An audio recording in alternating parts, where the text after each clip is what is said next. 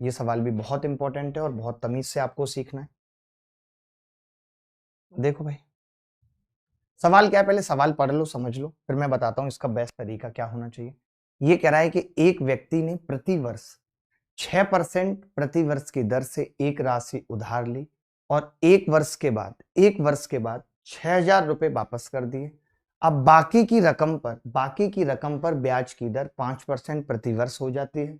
यदि द्वितीय वर्ष का ब्याज पहले वर्ष का 11/20 साधारण ब्याज है तो कितनी राशि उधार ली गई थी?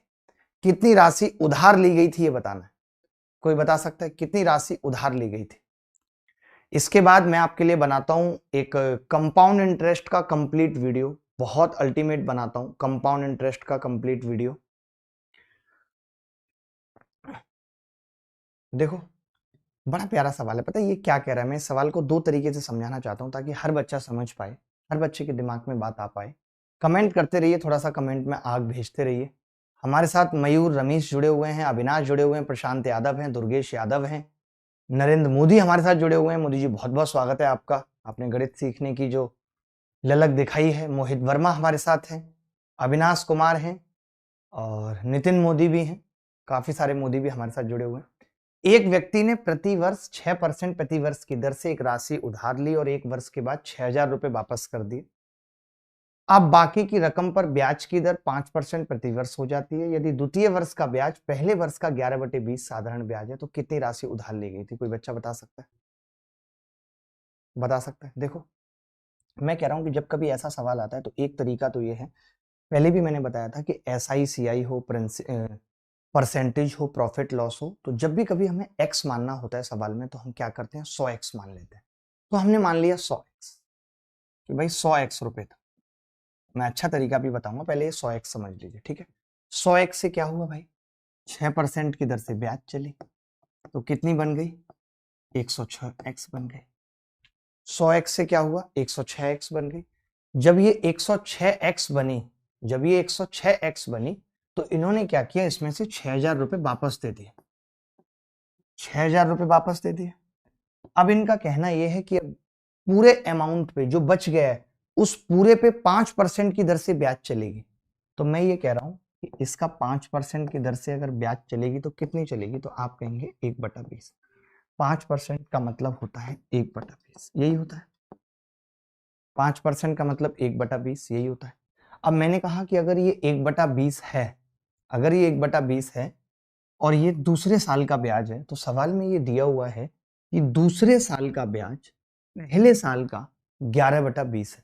दूसरे साल का ब्याज पहले साल का 11/20 है। तो पहले साल का ब्याज था कितना, 6% से 6x, और इसका कितना है, 11 जैसे सवाल में कह रहा था वैसे हमने मान लिया, 20 से 20 कट गया, 11 छक्के 66x, 66x इसमें से घटाएंगे कितना बचेगा, 40x। 40x बराबर कितना आ गया जी, 6,000 रुपए वापस किए थे तो 6,000 आ गया, ठीक है, 6,000 आ गया। अगर इसकी वैल्यू 4 से काटूंगा 1,500, हमें निकालना कितना है, 100x, तो 100x की वैल्यू कितनी आ जाएगी, 15,000। यही इस सवाल का उत्तर है। क्या आप में से किसी बच्चे का आ रहा था, कोई ऐसा बच्चा था जिसका उत्तर आ रहा था भाई? कोई भी ऐसा बच्चा जिसका उत्तर आ रहा हो? सर ज्योमेट्री कराइएगा सर, ठीक है, मैं ट्रिग्नोमेट्री या ज्योमेट्री में से कोई एक उठाता हूं। मैंने बताया अभी आपको इन्फॉर्मेशन मिल जाएगी। सत्तू सर अनअकैडमी पर कब से क्लास होगी? 1 जनवरी से हो जाएगी, 1 जनवरी से, ठीक है। चलिए, हाँ, आगे बढ़ते हैं। अब बहुत ध्यान से समझना, बहुत ध्यान से। मैं इस सवाल का एक बेहतरीन तरीका बताना चाहता हूँ, बहुत सुंदर तरीका बताना चाहता हूँ। वो सुंदर तरीका क्या होगा, ध्यान से सुनो। मैं ये कह रहा हूँ SI का अनुपात कितना है, तो आप कहेंगे जी दूसरे साल का ब्याज पहले साल का 11/20 है, तो पहले साल 20 था और दूसरे साल 11। इसमें किसी को डाउट है? SI 20 और 11 होगा, इसमें किसी को डाउट है? नहीं। अगर मैं रेट की बात करता हूं तो रेट क्या होगी, तो आप कहेंगे पहले साल 6% थी, दूसरे साल 5%। 20 और 11 और 6 और 5 चलेगा भाई, 20 और 11, 6 और 5, ठीक है। उसके बाद मैंने कहा टाइम, तो आपने कहा टाइम तो पहले भी 1 वर्ष है और दोबारा में भी 1 वर्ष है, एक एक वर्ष का ब्याज है। तो क्या मैं यहां से पी का अनुपात निकाल सकता हूं? पी का। तो एक लड़का बोला पी का निकालना है अगर तो SI बटे आर हो जाएगा। भाई आर के इन्वर्सली प्रोपोर्शनल होता है SI बटे आर। SI बटे आर जब हमने किया तो ये 10/3 या इसको SI कर देते हैं 20/6 अनुपात और 11/5। अगर क्रॉस मल्टीप्लाई कर लूं तो ये अनुपात कितना आ रहा है 100/66 आ रहा है। मानता मैं ये कह सकता हूं कि जो पहले साल ब्याज लग रहा था और पहले साल जो प्रिंसिपल था वो 100 रुपए पे लग रहा था। दोबारा में जो ब्याज लग रहा है वो किस पे लग रहा है, वो 66 पे लग रहा है। पहले साल जो ब्याज लग रहा था वो 100 रुपए पे लग रहा था, अब कितने पे लग रहा है 66 पे लग रहा है।